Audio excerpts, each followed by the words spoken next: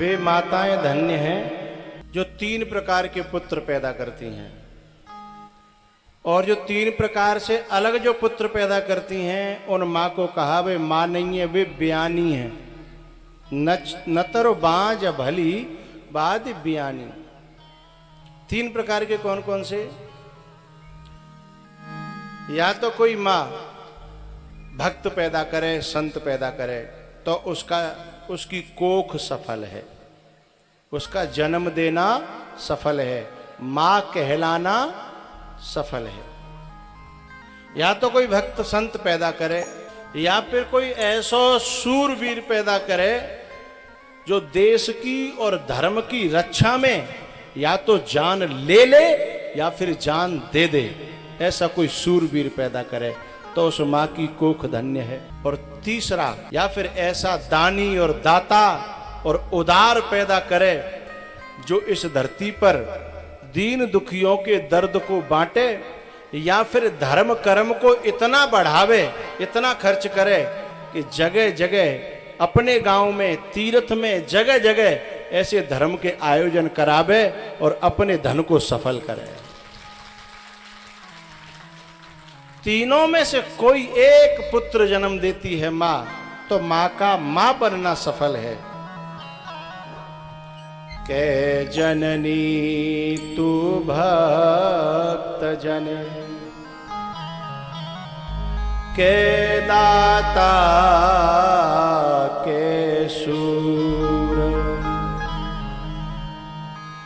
नाहे तो तू बाज रह, काहे गवावे नूर।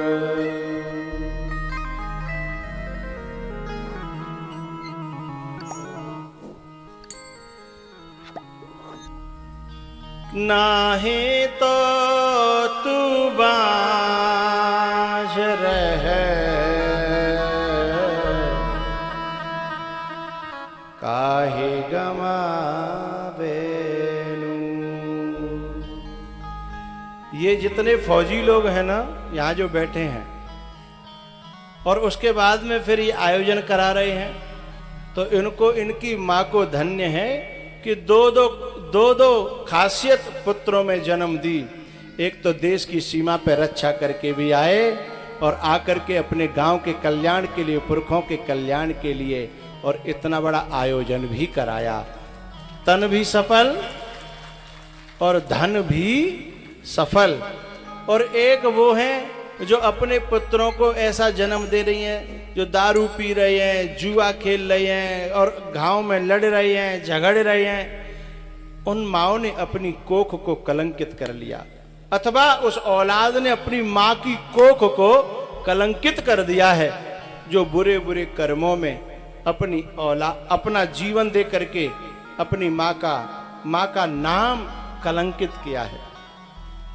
के जननी तू भक्त जने,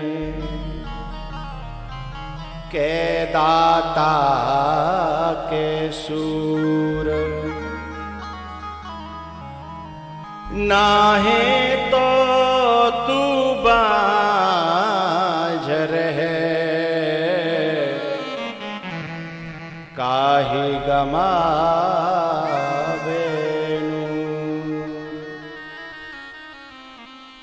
जो संतान बुरे काम पे उतर आती है ना, वो खुद को भी दुख देती है और अपने माँ बाप को भी कलंकित करती है, अपने गांव को कलंकित करती है, अपने देश को कलंकित करती है। कुछ माताएं तो कोने में बैठ बैठ के रोती हैं कि मुझे क्या पता था कि ऐसा कपूत निकलेगा, मैं तो जन्म ही नहीं देती। कि ऐसो दारू पिएगो, ऐसो जुआ खेलेगो, हैं, ऐसो लड़ेगो झगड़ेगो, पूरा गांव जाके मारे दुखी रहेगो। तो माए, जो ऐसी माताएं रोती हैं ना,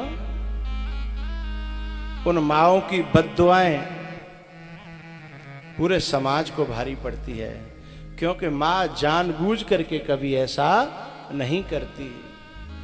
उस बेचारी को तो, वो तो बेचारी खूब कोशिश करती है कि बेटा अच्छो बने, बेटा अच्छो बने, लेकिन को न कुसंगत पाए नसाई। लेकिन ये कुसंग है ना भैया, तुमको खुद को भी कलंकित करेगा और तुम्हारे माँ बाप, तुम्हारे खानदान, तुम्हारे पुरखा, उन सबको कलंकित करता है।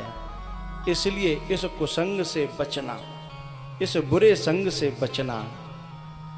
नहीं तो ये चौपाई, ये बात तुम्हारे माँ बाप पे लागू हो जाएगी। न तरु बाझ भले बादे बयानी, राम विमुख सुतते बड़ी हानि।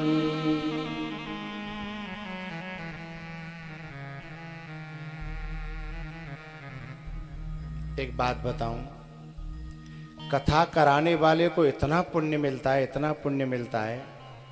अब ये कथा हो रही है तो यहाँ के बड़े बूढ़े सब, और बालक भी, एक बालक मुझसे आके कह रहा था लंच में, कल के जन आज, कि मैं आपसे 10 साल से आपका इंतजार कर रहा था और मुझे आशा नहीं थी कि आप मिलोगे।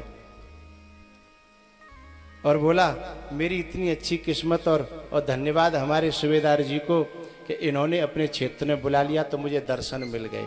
अब कितने लोग ऐसे दुआएं दे रहे होंगे। अब ये बड़े बूढ़े माताएं हैं बेचारी, ये कहाँ दूर दूर थोड़ी कथा सुनने जा पाएंगे, यहाँ पास में हो गई तो आ गई। दुआएं देती हैं कि ना आप लोग कथा कराने वाले को? हाँ या ना बोलो, ऊपर हाथ करो तो जरा, देती है ना?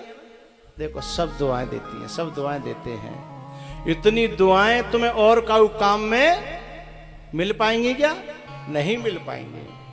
और पता है इसमें से न जाने कितने लोगों का जीवन बदल जाता है, जीवन अच्छा हो जाता है। फिर वो अच्छे धर्म के मार्ग पे चलते हैं तो उस धर्म के मार्ग में फिर जो धर्म करते हैं ना, अच्छे काम करते हैं, उसमें से परसेंटेज मिलता है कथा कराने वाले को। अब ऐसे माने कि चलो, जैसे मेरे गांव में काऊ ने कथा कराई थी, वह गांव में मैं कथा से जुड़ के बाबा जी है गो, वो कथा नहीं होती तो आज मैं यहाँ नहीं होता। तो अब मैं जितना भी अपने जीवन में पुण्य करूंगा, उस पुण्य का कुछ परसेंट उस व्यक्ति को हमेशा मिलता रहेगा, चाहे वो जा जन्म में हो चाहे वो बा जन्म में चले गो हो, उसका पुण्य जरूर बनेगा। तो कथा कराने का जितना पुण्य होता है ना, जितना धर्म बनता है, उतना न जप का, न यज्ञ का, और न योग का, न समाधि का, सब सारे साधन एक तरफ और भगवान की कथा कराना एक तरफ होता है। इसलिए भैया जब कभी जीवन में भगवान सामर्थ्य दे तो इस सत्कर्म को जरूर कराना। और ये करा नहीं पाओ तो अपने मन से कहना, अरे मन चल, गंगा ला तो नहीं पाए पर गंगा में चलो, और अरे मन स्नान करके अपने आप को पवित्र कर ले। इस प्रकार से अपने मन से कहना।